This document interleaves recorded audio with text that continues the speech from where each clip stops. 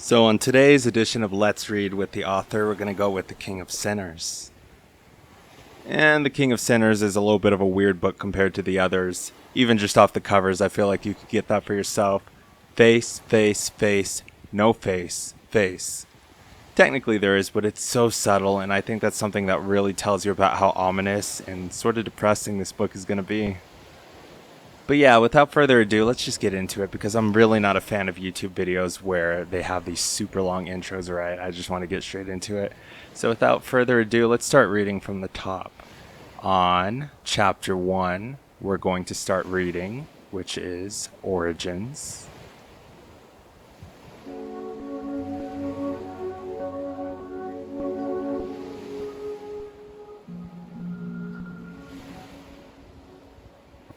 I'm sorry, Father, I sighed, sending myself soaring through the air as a bird, into the clutches of pillows abundant.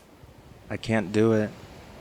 But that voice of his that came kicking back at me, it was a little mocking. He sighed, what a poor king you'll make. Hey, I cried, sitting up as he started to fix my socks. But I cried some more anyways. What's that supposed to mean?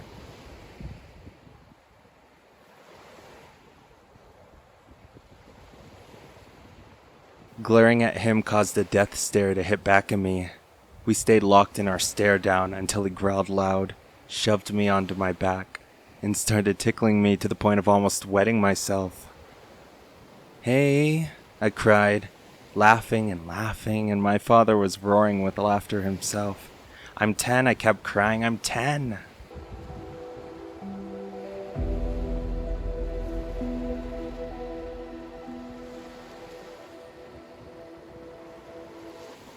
And what you're probably going to see on screen, and what I have to imagine you've already seen in edit, is going to be some images from the graphic novel rendition of Chapter 1 of The King of Sinners. This is a very interesting indie project, and The King of Sinners especially. So that's going to be where that's coming from. We have a YouTube video on the channel that you can look at. I'll probably link if you're interested in. But the other thing that's really fun about The King of Sinners is that with the other books in the Unraveling of Latine series, when you start out at the opening, right? You start out in Miracle Maiden with Chaos. She's getting haunted. It's ugly. It's brutal. It's really sick and twisted.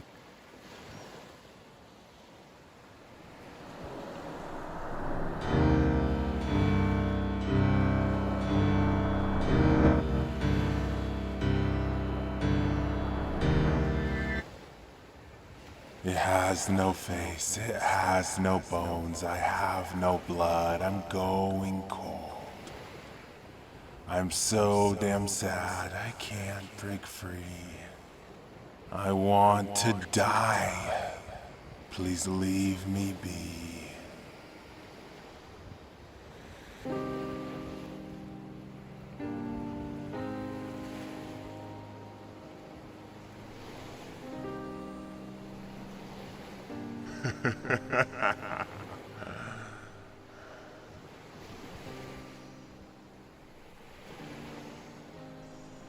Lady of Light, you have Siegliss's home city being burned. Everyone she's ever come to know and love being killed with the sword in the opening. And then in the Master of the Eclipse, the opening is Lethadel and Dooley on the verge of his greatest aspiration ever. He's fighting in finals at an enormous sword fighting tourney, essentially the World Series, the Super Bowl, the NBA finals of his world, right? Except what makes it even more hectic is that it's one-on-one. He has no teammates to hide behind. He has no one to bail him out. It's all on his shoulders. And the pressure, the screaming, crazy crowds, he has that crashing down on him as Kenmadine Canaticus tries to take him out. And so it's really ironic to have this book start with a kind of heartwarming scene of just a boy and his father having fun and messing around, right? As much as the cover kind of alludes, this is going to be a lot more somber and ominous than the rest of the Latine books in the series, which is saying something. But that said, it's just very, very ironic. And so continuing on where we left off, we have, "Hey," I cried, laughing, and my father was roaring with laughter himself. We already read that. "That's right," my father said over his laughter. only 10. And that was in response to the whole I'm 10 thing. I'm sorry, it's midnight, so I'm just kind of having fun right now. So excuse me and the kind of crazy unkept hair. So going on from the comments of his father on him being only 10. So he finally let me go and he wished, and I pounced up to punch him in the chest. "Let's go, huh, you say?" Father said, messing up my hair. So I hit him again. "Hungry?" To that question, I nodded 10 times. Then he pushed me away onto my back and started running away. "Racia?" he said. "Cheater!" I yelled for the entire world to hear, leaping from my bed to give chase. "I'm still winning, you cheat!" My father was not halfway down the flight of stairs that led to the second story. I kept in a sprint and caught up to him once we got to the ground level, and then we raced side by side to the dining hall.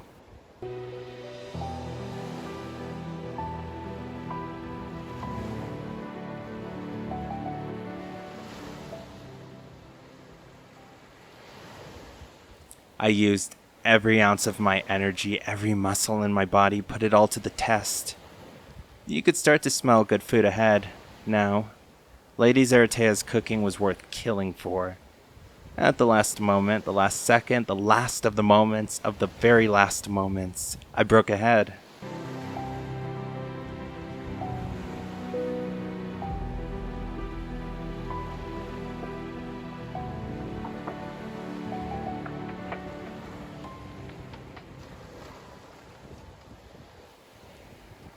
"Young Master Yusei is in prime shape today," cried the manager of the house joyously, an old man by the name of Reviram. He was like my grandfather, and he gave me a high five on the way by. "Bested again, my lord?" So said Reviram once my father caught up. "Ah," father groaned. "It seems so. I'll get him next time," which made me chirp, "No, you won't." So we started on breakfast. Sausage and eggs, and it was so much better than it had any right to be.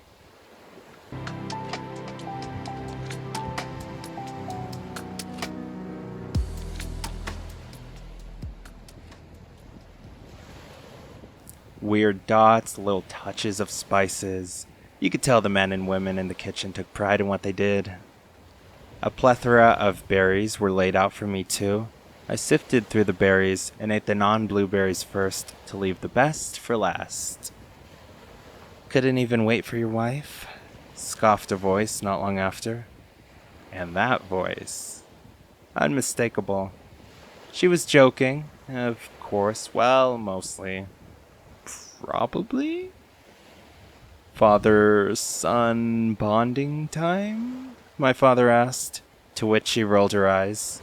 "My Lady Kara," cried Lady Zaratea, emerging from the kitchen to set down a fresh platter for my mother. "Your timing is wonderful, my lady. So like you." Finishing first yielded the end of me waiting for my parents to finish eating, and my mother, she was a super slow eater, so the wait was painful. "We can eat as a family," my father would say, always. Is that really too much to ask? Which always left me dreaming about saying, sorta, with how long you all take. Daydreams ending dead in a ditch. The killer was Nelisea. Nelisea emerged.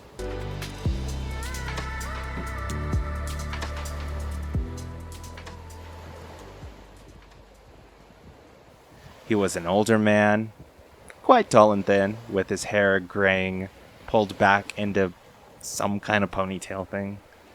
I really wanted to cut his hair band thing to see how he looked. I sat up straight to be respectable and watched Nelisea lay an open palm towards my father, as was his custom.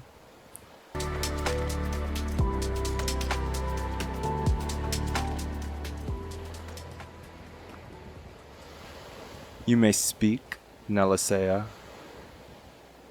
"My lord," said he. Agapa's infrastructure devolves yet further. The Salheodo Council cannot muster itself, nor High Priest Torsha. Lord Baseba thus sends his warm regards, along with much trembling and tears over the honor of your hearing, and begs the hand of the Lord our King come, that it might uplift him and all his people. That look my father had on his face showcased why I respected him so much. And we've done so much reading without commentary now, right? This is page 4 we're on now. Last time we gave commentary was on page 1. And I don't know, I kind of felt like we were in a good rhythm, so I didn't want to break it up. But kind of what intrigued me to break it up now is that last sentence, right? Sorry, I'm trying to speak, but again, it's midnight. Respected him so much. We'll finish that sentence in a second here, but that's the opening of page 4 of this book. But concerning this chapter, there's 5 pages in this opening chapter, right?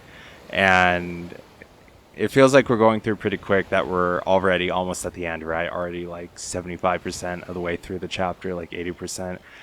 This book, more than any other in the Unraveling of Lithine series, at least so far, has some really, really small chapters.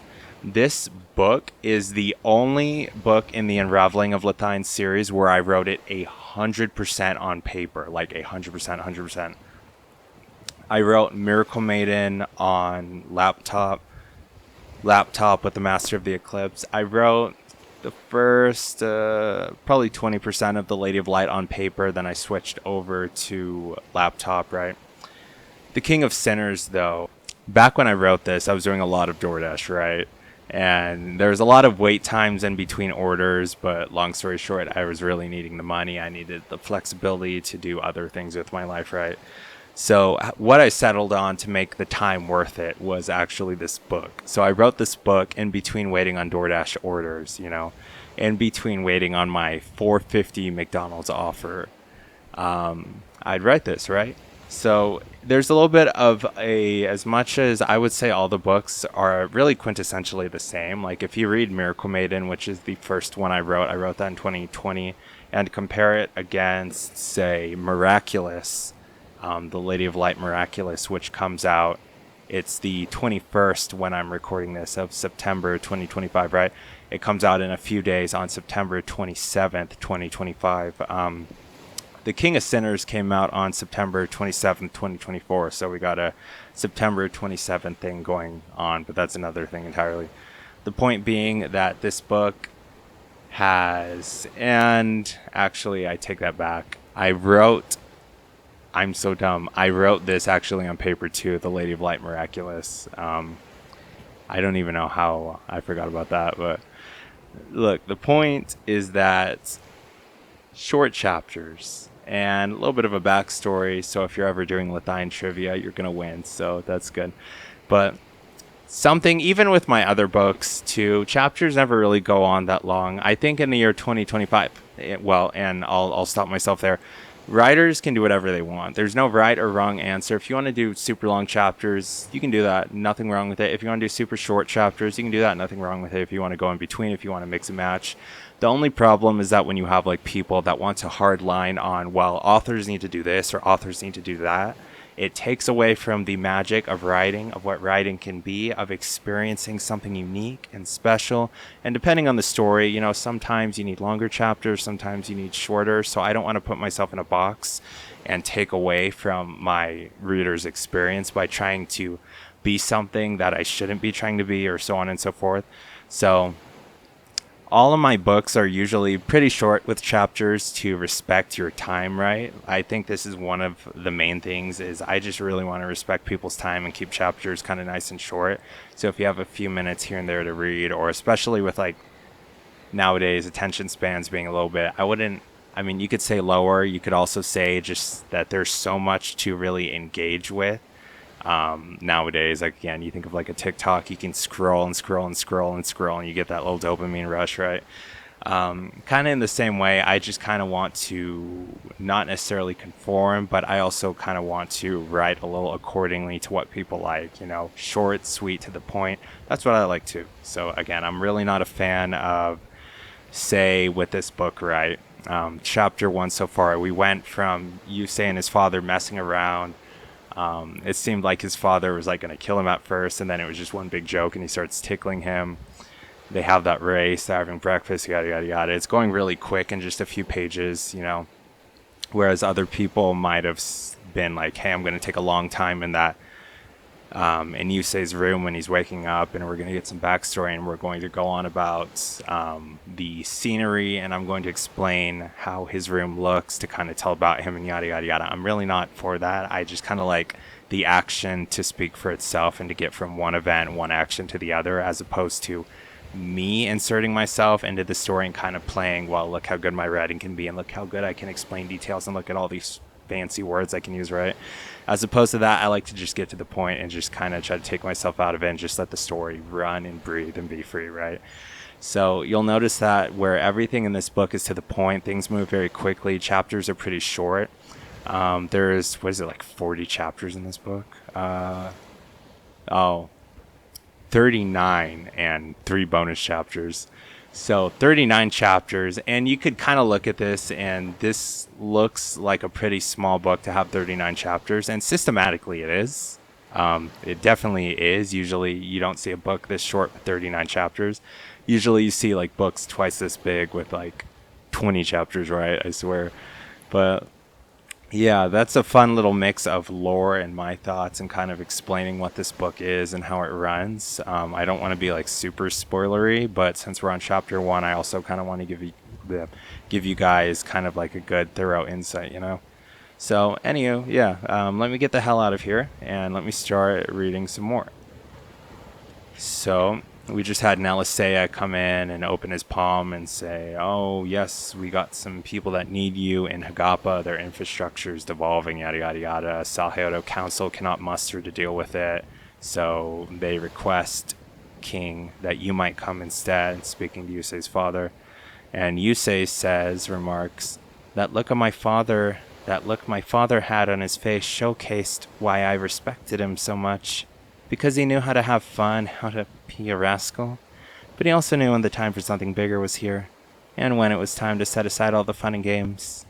The role the Salheodo play is a great one, said my father so firmly and confidently, one only surpassed by the burden they bear. Today, let them be. I will go myself. Send a messenger to General Leviathan, begin preparations. Nelisea bowed low. As my king commands, said he. And also again, he held out his hand, palm facing skywards. Has your servant pleased you today? Yes, Nelisea, rest well tonight. A phrase and exchange I'd heard 1,000 times before. So this is something I like to do also. That phrase, yes, Nelisea, rest well tonight, a phrase and exchange I'd heard 1,000 times before. I like to center and italicize a lot with my writing if there's something I really want to stress, something that kind of feels like it stands out, something that kind of stands and feels to me like a snapshot of the chapter, right? So I feel like that's kind of a snapshot of the chapter, like this interaction with Nelisea looking back, or earlier, you may speak, Nelisea, I centered and italicized. I'm still winning, you cheat. I put in bold and italicized and centered, and the same thing when when Yusei's father asked him if he was hungry.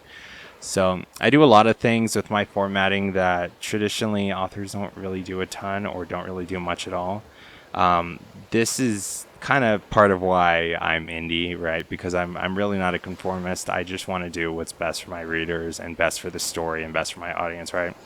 It's also why if you look on like Amazon right now, my books are significantly under market value, right? Like I genuinely, again, just write some stuff people enjoy, have it at nice, cheap prices, because these stories to me, they stand for something, they mean something. There's so much more than just, some dumb tale,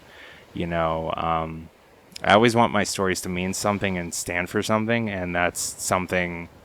There's a good quote about this that Lethadel has in The Master of the Eclipse, who's the MC of that book. He has like this just gorgeous speech he gives when he's put in a difficult situation, right? As the Master of the Eclipse, as the leader of his men, right? And he says how if the king doesn't like what he's doing, saving a mother and her kids, then so be it. He's going to have to be trouble. But when he took the vow of an eclipse, that stood for something, that meant something for him. And so he's going to do the right thing independent of what anyone else wants him to do. And so there's a lot of heartwarming in these books, as much as things get crazy, solemn, depressing, gruesome. The place where darkness shines greatest is, or light shines greatest, is in the dark. There's a great, going 2,000 years back, right? If you go to the opening of the Gospel of John, right?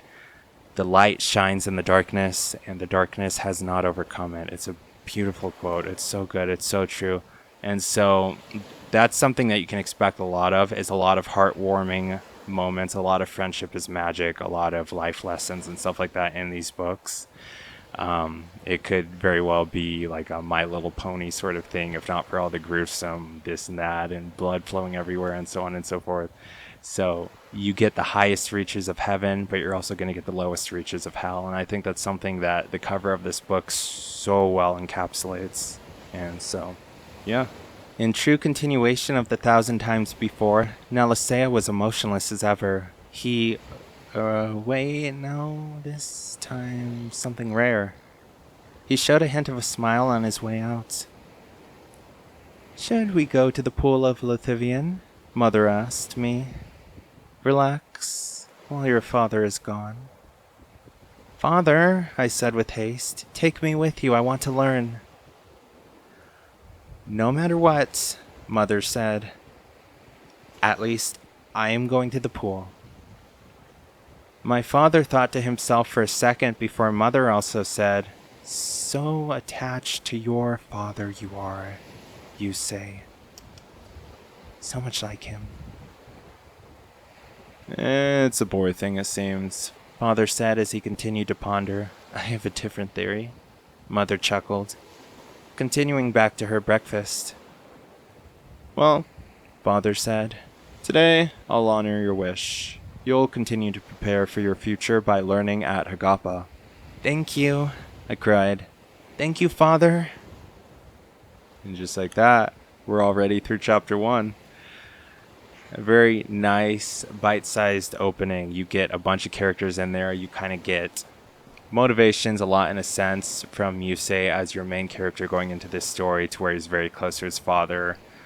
He has these ideals of wanting to be like his father, on respecting his father. He has a lot of things shining through, but then you also kind of have this ominous sort of air at a few points where I don't want to overly spoil anything or give anything away, or kind of emphasize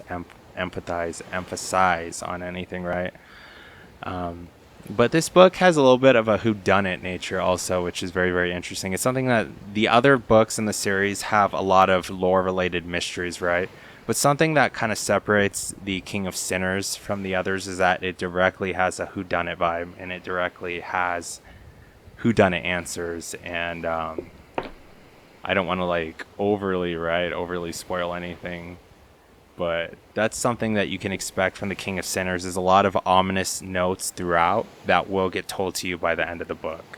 And so things, let's just say, get a little crazy. And so next chapter is going to be chapter 2, Meditation. And so Yusei and his father are going out to Hagapa to deal with a political issue. General Leviathan, who we've heard of, we heard that name once, but we haven't seen him yet, is going to be there also. And it's going to be them three dealing with this issue. So as we go on, we wonder, where's the hammer going to get dropped? I feel like you can kind of tell this is a very ominous, kind of dark series based on a lot of this art, right? The double-sided face of Lethadel and Dooley. Kaya's being Kaya. Siegless is, she's the holy girl. She's the Lady of Light, Kay is basically the Antichrist, but Siegless is basically like the Holy Messiah, right? So she doesn't really, nothing ominous there necessarily, just looking at her. And then you have Ringface Nameless over here where, yeah, more ominous. But so this is going to be the fun thing that you can mull over while you wait for next time is how does the hammer drop? Is it next chapter? What's happening? What is going to start again? What is going to start us to a point or lead us to a point to where we feel like this makes sense? Just the ominous, the red, just the idea of just calm, soft ocean waves. Just something about that will seem ominous. And we got a little Aussie bite on the bag.